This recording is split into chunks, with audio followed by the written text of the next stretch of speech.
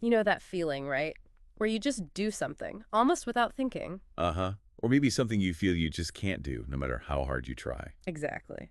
Or that habit, that pattern you just can't seem to shake. Yeah, those ingrained things. They can be small quirks or sometimes feel like major roadblocks. And they often lead to that feeling of, what did one source call it? Living difficulties. Ah, yes. That sense that life just feels harder than it needs to be because of these internal struggles. It's incredibly common. And that's really the core of what we're diving into today, isn't it? It is. We've been looking at this really interesting new book by Japanese clinical psychologist Tamai Hitoshi. Right, the title is Shina Ro. Heises is Shana Ro, which translates roughly to I'm right, aren't I? The true nature of I do it, I can't stop doing it.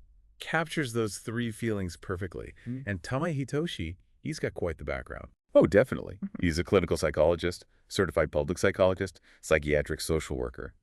He holds a PhD. Runs the Tokyo Mental Health Counseling Center and his own research office, too. Yeah, and his experience is really broad. NPOs, education, psychiatric clinics. He uses various approaches, CBT, dynamic psychotherapy, family therapy, even hypnosis.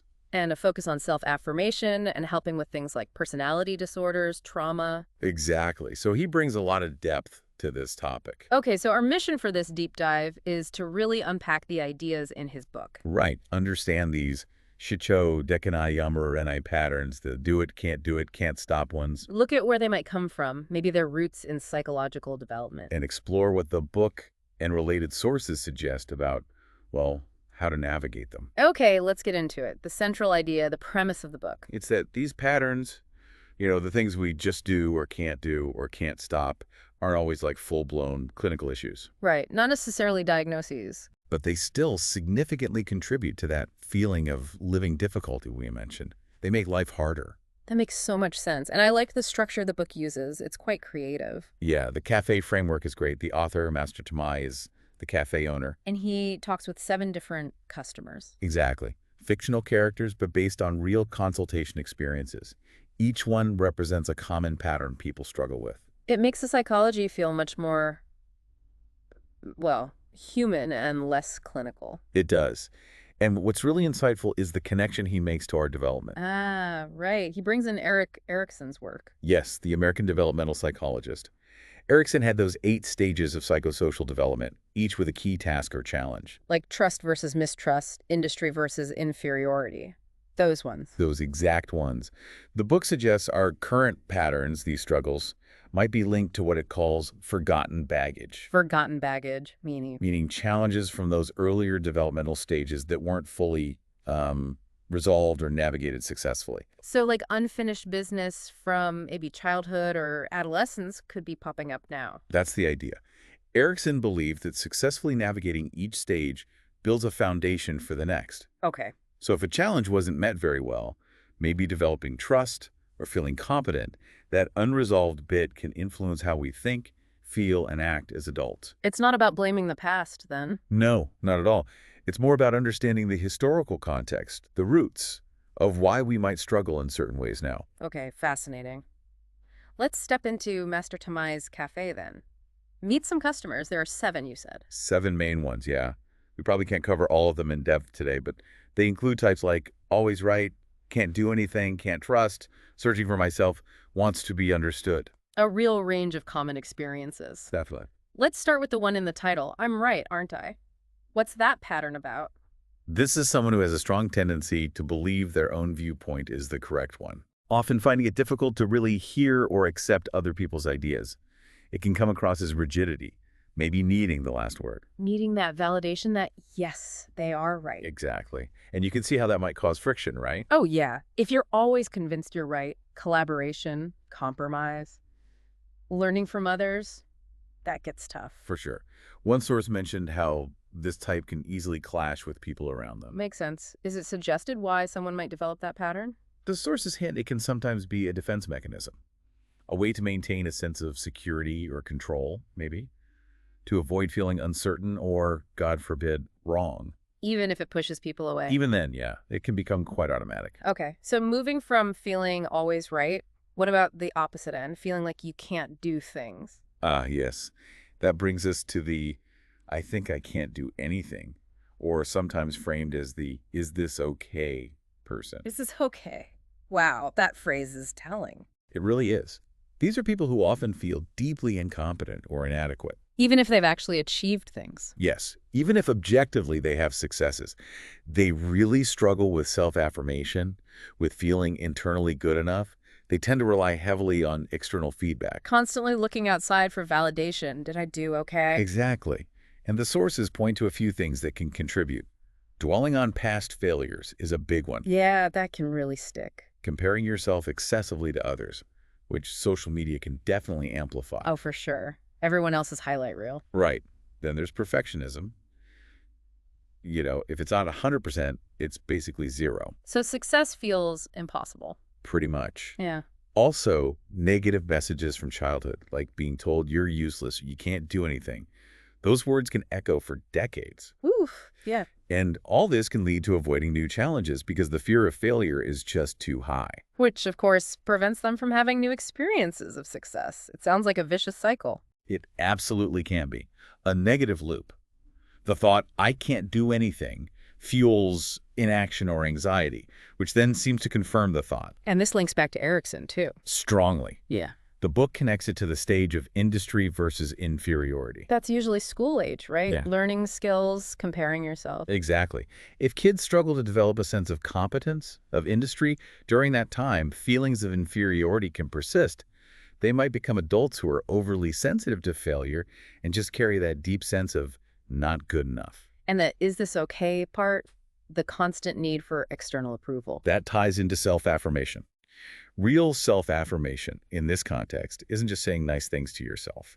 It's about noticing and valuing your own internal feeling of accomplishment or satisfaction. Like, hey, I feel good about doing that. Precisely. If, as a child, you only got external praise, good job, without also learning to recognize your own internal sense of pride or effort, well, you might keep seeking that external stamp of approval. Because the internal mechanism wasn't fully developed. Right. The book suggests focusing on noticing that internal, I'm happy I did it, feeling is really key to breaking that dependence. That makes a lot of sense. Okay, so we've had always right and can't do anything. What about trust? That's a huge one for many people. Absolutely. That brings us to the I can't trust myself or others character, also described as the always tense person. Always tense. That really paints a picture, doesn't it? That constant state of guardedness. It does. This pattern is characterized by suspicion, difficulty forming deep connections, just generally being guarded and unable to fully relax around people. Where might that stem from? Often the roots go quite deep. Past betrayals in important relationships can be a major factor. Makes sense. Also, difficult or unstable family environments in childhood. This links back to Erickson's very first stage. Basic trust versus mistrust. In infancy. Yes. If an infant doesn't experience consistent, reliable care, they might not develop that fundamental sense that the world and the people in it are generally safe and trustworthy. That basic mistrust can become a lifelong pattern. Wow. So it starts really early? It can. Loss of loved ones can also contribute, sometimes leading to a reluctance to get close again, fearing more pain. So characteristics would be things like being overly suspicious. Yeah, questioning people's motives, avoiding deep relationships, maybe keeping secrets or having a very private inner life. A negative outlook, perhaps? Often, yes. And that feeling of being constantly on edge or tense, like they can't let their guard down. And the book points out that trust isn't always black and white, right? It's not like you trust everyone or no one. Exactly. It can fluctuate. It might depend on the person, the situation, even your own mood that day. Some people might have specific trust issues, others more global ones. It's really clear how these patterns, even if they're not, in the DSM handbook, Right, not official diagnoses necessarily. they can still cause real distress. That living difficulty seems very real. Absolutely. And the reviews of the book really highlight how much this resonates with people. It's not just abstract theory. You saw examples. Yeah, lots. One woman in her 50s recognized her own perfectionism and even her habit of needing to fill silences in that is this okay character. Relatable. Another in her 40s said reading about the I'm right type gave her huge insight into a really difficult relationship she'd had with a former colleague. Suddenly, it made more sense. It helps understand others, not just yourself. Definitely. A woman in her 30s strongly connected with the always tense character due to her own anxiety. But she also saw her mother in the wants to be understood character, which helped her understand their dynamics better. Wow. That's powerful, seeing it in family members. And it cuts across generations, too. A woman in her 60s mentioned seeing her daughter in patterns like searching for myself or is this okay? So the insights are relevant regardless of age. It seems so. As one reviewer beautifully put it, understanding these patterns feels like finally getting a user manual for the heart. I love that phrase, user manual for the heart. It gives you a framework, doesn't it, to step back, look at your reactions, maybe understand difficult relationships a bit better. Okay, so the book does a great job of identifying these patterns and linking them to potential roots in our development. That's the what and the why. What about the how? How do we move forward? Right. The book suggests that once you shine a light on the true nature, the origins of the pattern, the path to breaking free or managing it becomes clearer, So understanding is the first step. the crucial one. And it offers hints, suggestions, not just for your own growth, but also for interacting with others who might show these patterns. Okay, so practical advice too, for yourself and for dealing with others. Yes, definitely. For example, for the person feeling I can't do anything, the advice isn't, go climb Mount Everest tomorrow. Right, that would just reinforce the feeling. Exactly. Instead, it focuses on building small successes, tiny steps, and crucially, consciously noticing and appreciating those small wins. Celebrating the little victories. Yes, and identifying your strengths, focusing on what you can do, not just what feels impossible, Shifting the focus. and actively trying to reduce that comparison habit, plus finding the courage to just try it, even if it's scary. Embracing imperfection a bit more. And a really big one. Hmm. Becoming aware of that negative self-talk, those I'm useless, I always fail thoughts. You have to notice them to start changing them. That inner critic can be so loud. It really can. Now, for the I can't trust pattern, the approach is also gradual. It's not about forcing trust. No big leaps of faith required. No, it's about starting with small trusts, looking for small instances of reliability in others, maybe testing the waters gently. And building it brick by brick. Exactly. And just as importantly, building self-trust by being trustworthy yourself.